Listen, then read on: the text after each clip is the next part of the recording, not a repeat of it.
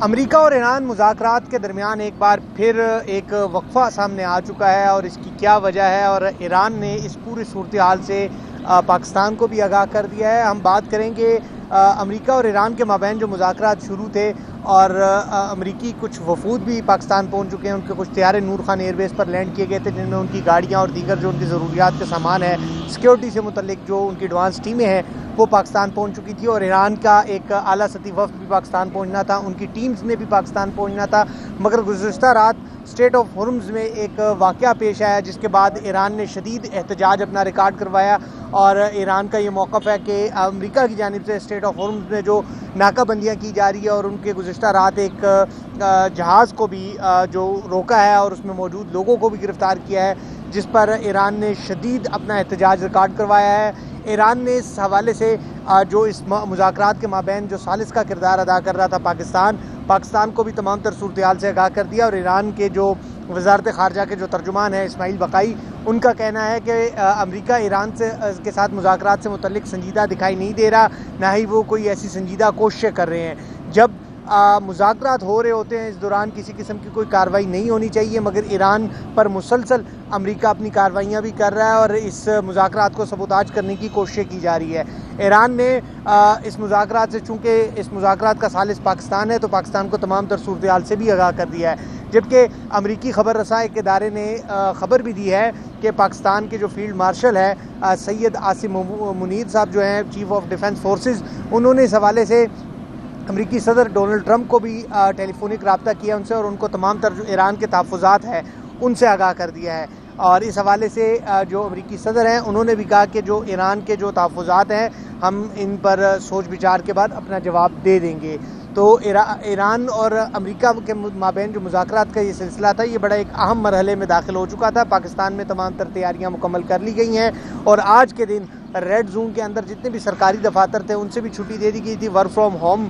کی ہدایت جاری کر دی گئی تھی، اور اس کے ساتھ ہی ساتھ جو دیگر ادارے تھے، جس طرح اسلام آباد ہائی کورٹ ہے، ان کے رجسٹرار نے بھی مراسلہ جاری کیا تھا، اور اسلام آباد ہائی کورٹ بھی آج بند تھا، اور ریڈ زون کے اندر کسی بھی قسم کے غیر متعلقہ افراد کے داخلے پر بھی پابندی عائد کر دی گئی تھی۔ تو یعنی پاکستان کے اندر مذاکرات کی تمام تر تیاریاں مکمل تھی، مگر اس کے بعد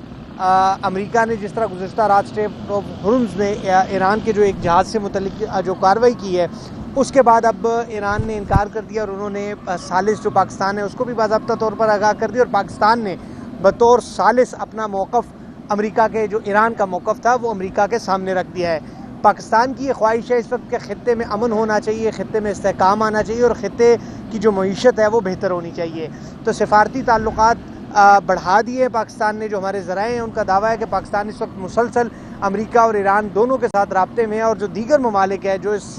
تمام تر مرحلے میں ثالث کا کردار پاکستان کے ساتھ ادا کر رہے ہیں، اور ان کی خواہش ہے کہ خطے میں امن ہو، تو پاکستان نے بھی رابطے شروع کر دیے، اور پاکستان کی یہ خواہش ہے کہ جلد از جلد وہ مذاکرات کا حتمی دور ہے وہ شروع ہو۔ پاکستان اور امریکہ اور جو یو ایس، جو پاکستان ان کے مذاکرات کروا رہا ہے، امریکہ اور یو ایس یعنی اور ایران کے جو مذاکرات ہیں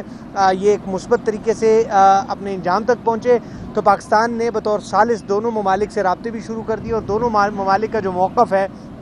وہ سن کے ایک دوسرے سے آگاہ بھی کر رہے ہیں۔ گزشتہ روز بھی پاکستان کے وزیر اعظم میاں محمد شہباز شریف نے جو ایران کے صدر ہے ان سے ٹیلی فونک رابطہ کیا تھا، اور تقریباً 45 منٹ تک اس ٹیلی فونک رابطے میں گفتگو ہوئی تھی، اور اس گفتگو کے دوران پاکستان نے جو دیگر ممالک ہے، وزیر اعظم میاں محمد شہباز شریف نے جس طرح 3 ممالک کا دورہ کیا، اس دورے سے بھی ایران کے صدر کو آگاہ کیا، اور ایران کے صدر نے بھی پاکستان کا خصوصی شکریہ ادا کیا، ثالثی کے کردار پر پاکستان کا شکریہ ادا کیا۔ ساتھ ہی ساتھ اسلام آباد کے اندر کی اگر میں صورتحال کی بات کروں، یہ تو سفارتی بات تھی، اب اسلام آباد کی صورتحال کی اگر میں بات کروں، وفاقی وزیر داخلہ سید محسن رضا نقوی نے بھی امریکی سفارت خانے کا دورہ کیا، ان کی قائم مقام سفیر سے بھی ملاقات کی، سیکیورٹی امور پر بھی بات چیت کی۔ اس کے ساتھ ساتھ وزیر داخلہ سید محسن رضا نقوی نے ایران کے سفارت خانے کا بھی دورہ کیا، اور ایران کے اسلام آباد میں جو سفیر ہے ان سے بھی ملاقات کی، یعنی دونوں سفارت خانوں کا دورہ بھی کیا، اور ان کو اس مذاکرات سے متعلق آگاہ بھی کیا، تمام تر صورتحال سے آگاہ کیا، سیکیورٹی پلان سے آگاہ کیا، اور جو دیگر جو ان کے لیے انتظامات کیے گئے تھے اس سے آگاہ کیا اور کہا کہ پاکستان مکمل طور پر تیار ہے دونوں ممالک کے درمیان مذاکرات کرنے کے لیے۔ دونوں سفارت خانوں نے، ایران کے سفارت خانے نے بھی اور امریکہ کے سفارت خانے نے بھی پاکستان کے اس ثالثی کے کردار کو بھی سراہا اور پاکستان کی سیکیورٹی پر بھی اطمینان کا اظہار کیا۔ یعنی اسلام آباد کے اندر تمام تر تیاریاں مکمل ہے۔ 18,000 کے قریب جو پولیس ہے وہ تیار ہے، موجود ہے اسلام آباد کے اندر، جو اس مذاکرات سے متعلق جو اپنا جو کام ہے وہ سر انجام دے گی، سیکیورٹی کا کام سر انجام دے گی۔ 24 پکٹس جو ہیں وہ ریڈ زون کے اطراف میں بنائی گئی ہیں۔ اسلام آباد پولیس کے ساتھ ساتھ جو پاک آرمی کے جوان ہیں وہ بھی سیکیورٹی پر مامور ہو گئے۔ یعنی اب پاکستان کی جانب سے ثالثی کا کردار ادا کرنے کے لیے تمام تر انتظامات مکمل ہیں۔ اب جو کچھ کشیدگی دونوں ممالک کے درمیان پیدا ہوئی ہے اس حوالے سے پاکستانی حکام جو ہے وہ بڑے متحرک ہے اور یہ توقع کی جا رہی ہے کہ ایران کے جو تحفظات تھے وہ امریکہ اس پر سنجیدگی سے غور کرنے کے بعد جواب دے گا اور پھر ایک بار بیٹھ جائیں گے اور یہ مذاکرات جو ہے پاکستان کی ہر ممکن کوشش ہے کہ ان مذاکرات کو کامیاب کروایا جائے تاکہ خطے میں، جیسے میں نے پہلے بھی کہا، امن اور استحکام آئے۔ یہ تھی وہ تمام تر لیٹسٹ صورتحال جس سے میں نے کہا آپ لوگوں کو آگاہ کروں۔ ایک بار پھر ملاقات ہوگی، مجھے اجازت دے، اللہ نگہبان۔